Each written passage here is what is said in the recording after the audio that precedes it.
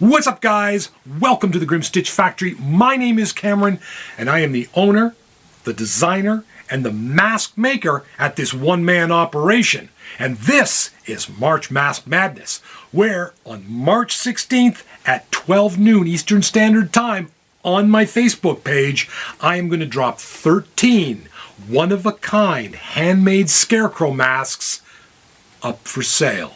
So you don't want to miss it. And today's show is mask number 5. And I can't believe how quickly it has gone.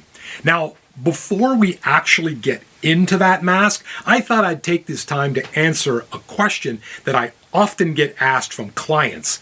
And that question is, how do I care for my GRiM Stitch Factory mask? It's a good question, so let me answer that in a couple of different ways.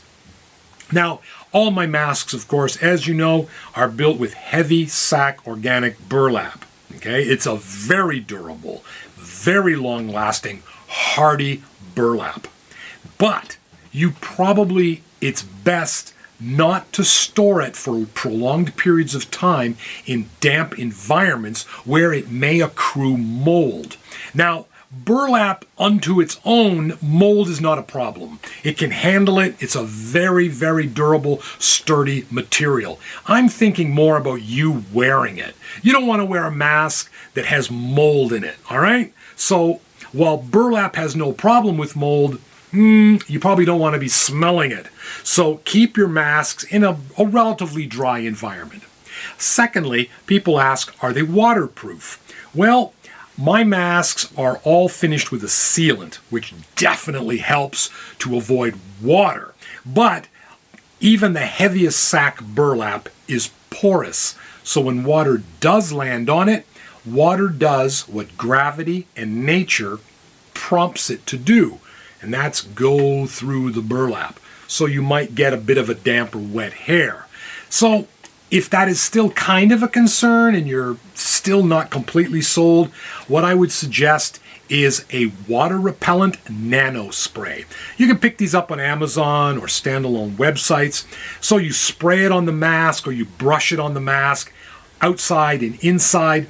These sprays and liquids are used for boots, coats, tents, so that when water hits them, it literally beads off like it's made of plastic. So a water repellent nano spray is a good idea. Another thing is when you're addressing, how do I care for my mask? I'm going to use my own as an example. So I've been using my Mr. GRiM mask for over 7 years. And I have used this for, I don't know how many video shoots. I've been using this for hours and hours at a time while shooting in the heat of the day.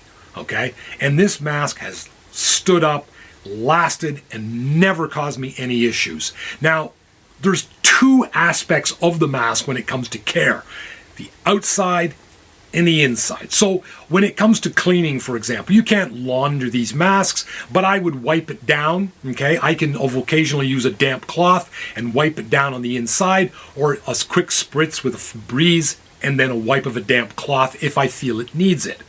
On the outside, I don't take any special care whatsoever. In fact, I encourage usage and wear, and this is why.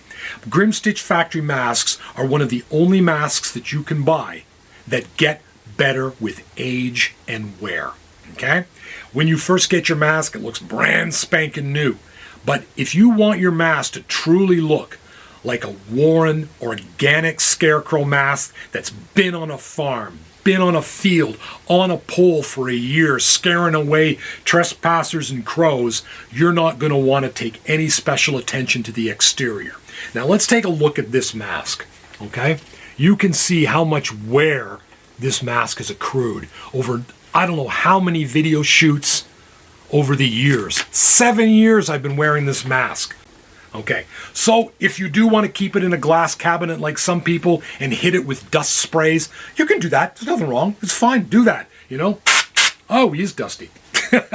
I just prefer my masks to age like wine. They get better, and they get that dull finish to them that makes them look like a real organic scarecrow mask that you might find on a farm. Okay? So that's the other flip side of how do I care for my mask. I just let my mask live. All right, there we go. Let's get on with it. Mask number 5. I can't believe we're already down to mask number 5. And for this one, this is a mask that I featured on my last March Mask Madness. He was a real big success, so I decided to make another one and bring him back. It is the Plague Scarecrow. And like all my masks, he has all the usual refinements. And with the addition, I've added some straps to the side so that whatever costume you might come up with, hang down straps will add a nice little accent with this mask. So I've added some straps to this one.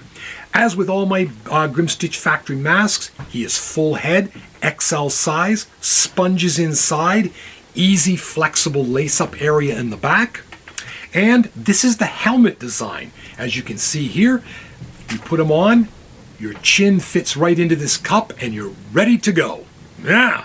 Now, the reason people will select a helmet design is if they're doing a lot of physical action on their haunt, or they're a band and need to look at their guitar and fretboard. They will pick the helmet design. It gives you full, unrestricted neck rotation up, down, and side to side.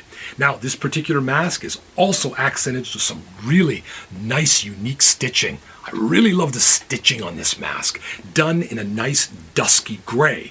The burlap has been treated and painted, so I have painted it with a dusky gray. It didn't come in this color. And as you've probably noticed, there's no mesh in the eyes here.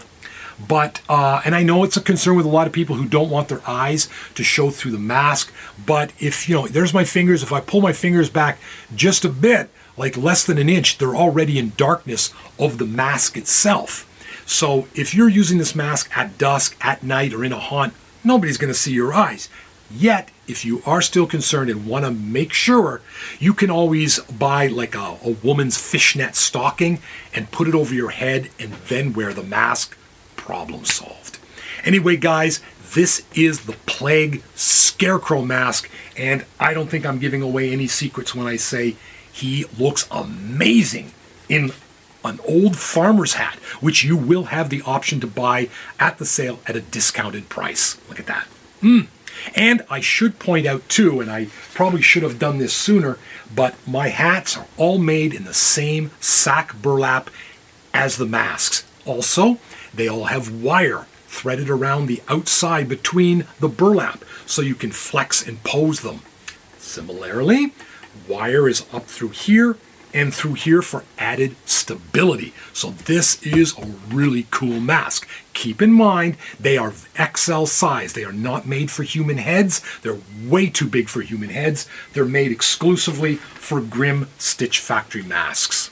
There you go. Anyway, guys, this is the Plague Scarecrow mask. He will be dropping with 12 other masks on March 16th, 12 noon. So make sure, if you intend to buy a mask, that you got a good Wi-Fi connection. Because there's only 13, they're all one of a kind, and the first person to type sold in the comments section buys it. Guys, we'll see you tomorrow with mask number 4. This is so exciting. You take care and you have a good night. This is Cameron, this is The Plague, and you've been watching the GRiM STiTCH Factory March Mask Madness.